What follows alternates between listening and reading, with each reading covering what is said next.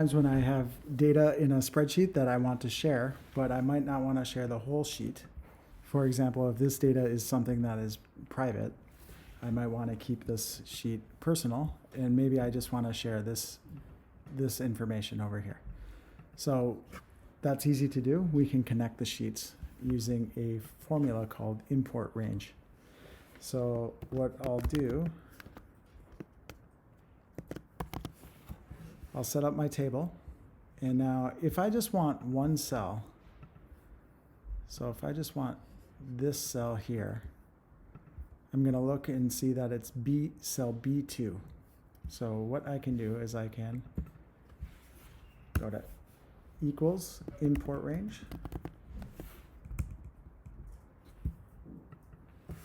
and now I need the URL.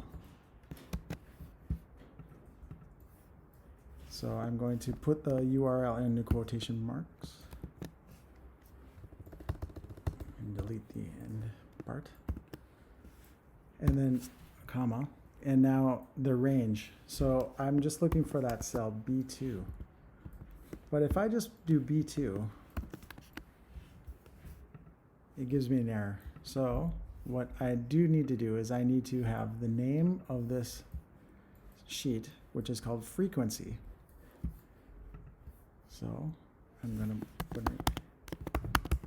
put in frequency and an exclamation mark. And you can see that it's still not accepted. This also needs to be in quotation marks. So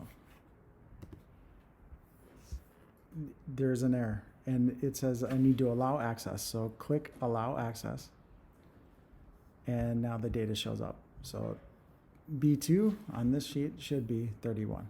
Yes. So what if I want this whole table? That's possible too. So first I need to erase this, and I'll do the import range again. And the URL, which we will put into quotation marks. And now a comma, and then the range. So the name of the sheet again is frequency with an exclamation point, and then I'm looking for a range this time. So it's going to be A2 to B16.